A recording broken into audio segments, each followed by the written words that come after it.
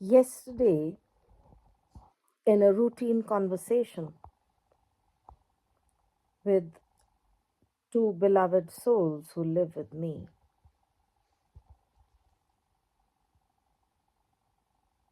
a subject was spoken of where this young person studying sociology brought a topic of women's inequality.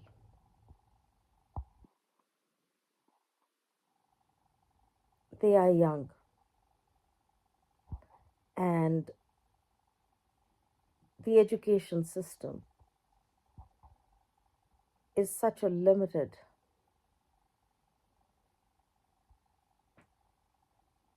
pool of information which is forced upon these pliant minds.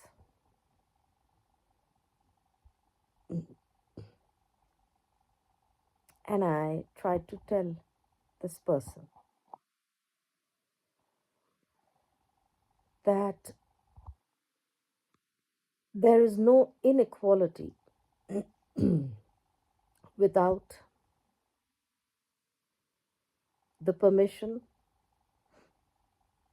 of the person subjected to it. If a person receives it, if it is being imposed, and a person accepts it, then it becomes a reality. I also tried to tell her, not because I am holier than thou, but maybe experience and life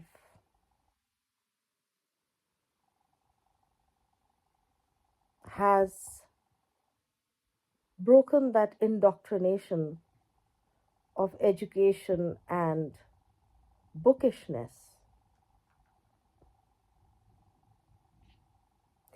And by the grace of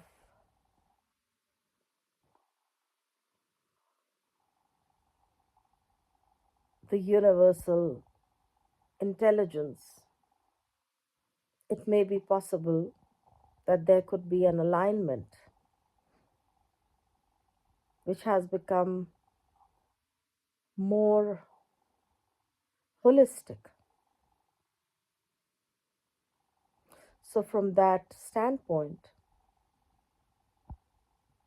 I placed my own side in the matter. Then she spoke about the inequality of women in terms of crime against a woman or against women in general.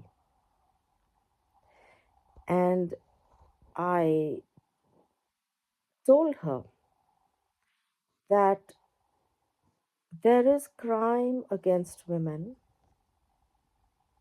because the mass consciousness of women regarding their own gender is at a very gross level. Women are perceiving themselves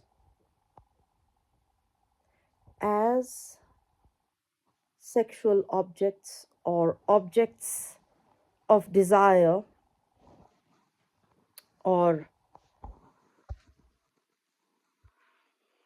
something which needs to be, let's say, attractively catering to the male gender.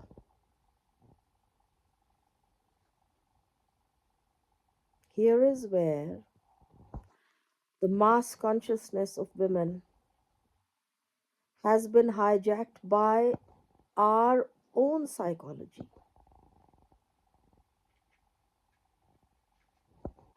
Our minds have become enslaved to our bodies and the gender that this body represents. And the social diktat of how a female must look and act has been accepted. And so it's become a reality. I told her, this young person, that she said that it is an imbalance because men are physically stronger, perhaps, and therefore the threat factor arises. And I told her that women must recognize themselves as the creative force, as Shakti, without being elitist about it. This is also a fact. This is also a reality. We are choosing a lesser reality. Then we also went on in the conversation, and I realized that it is not just rape of a woman, it is also the violence that we carry inside ourselves. We are all part of the rape, loot, and plunder that is going on. Our minds are connected to the iCloud of the matrix.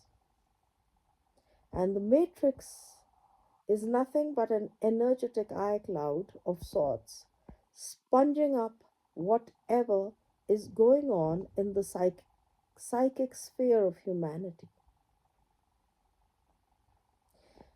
It is the biggest AI reservoir without being apparent. And all our minds are plugged into this reservoir of common consciousness. From here we pick up, and into it we feed.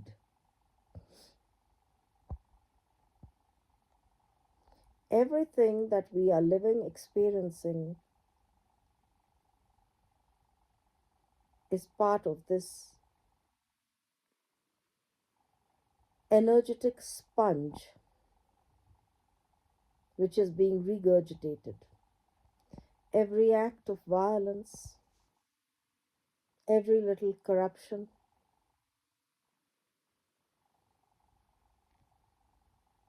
every slaughter of an animal also amounts to soul rape, physical, brutal rape.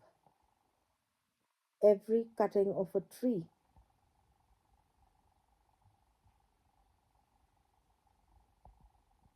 every degradation of any natural resource. These are all violences which are being sponged off by the whole matrix construct, the energy field which is directing humanity, and humanity is directing this energy field. It's a mutually receptive construct of a secondary reality that we have become. We are all in the same game. No one is exempt till we realize our participation in everything that happens.